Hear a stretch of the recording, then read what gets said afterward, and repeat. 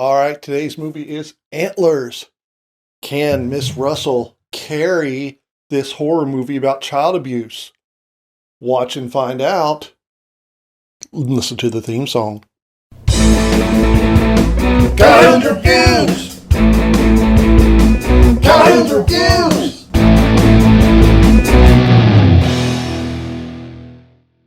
As always, if you want to watch Antlers, check the description below. You'll find the links of where to do that, including some affiliate links to Amazon. Give me a couple cents. All right, so Antlers was delayed because of COVID. I remember seeing commercials for it, then COVID hit. From what I saw, I don't know that it actually got like a theatrical release because of that. But anyway, what's it about? Well, Keri Russell is a teacher in a small town in Oregon, and one of her students seems to be in an abusive household. Well, this movie is not subtle about its metaphor. The kid, although we don't really see any abuse from his father, it's certainly implied. And we see Keri Russell, she's a teacher. We learn that she had ran away from home when she was a kid because her father was an abuser. And now she's come back living with her estranged brother, who's a police officer. And so because her character had been abused, she kind of sees the signs of that in this little boy.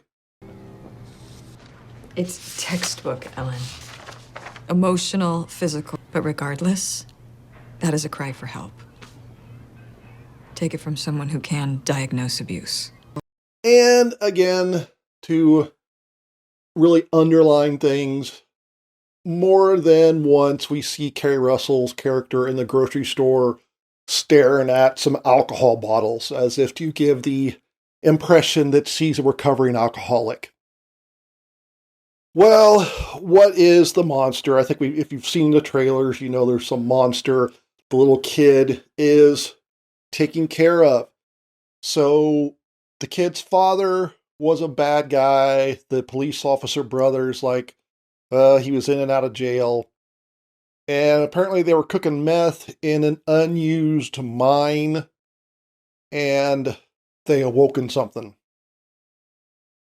Now, the movie wasn't bad. It was just kind of boring. Normally I hate kids in movies, but this one wasn't bad because nothing was really the kid's fault, because that's one of my pet peeves in writing is when they have a kid in a movie just so the kid can do something to get in danger. This kid doesn't really do that. We see this kid being pretty self-sufficient. And the main problem, though, is it's just not really scary. We see what's going on with the monster, so there's no suspense or mystery. It's just there's like, ooh, that would be creepy if that happened. With the monster, there's really only one short scene, which is kind of cool. The monster design is fine. It's a creature with some kind of antlers. But like I said, it's not scary. It's using this Native American myth, but the only Native American character is the older guy. He's a retired police sheriff, and he's just the old wise man giving the knowledge to the white folks. This is what was in the mine.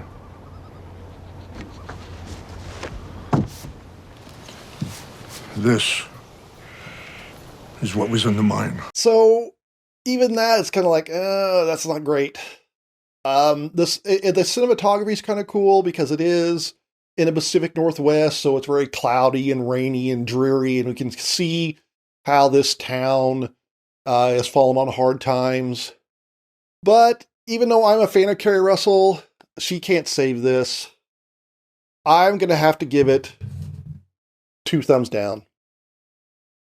The monster has them, but why is it called Antlers, not abusive dads?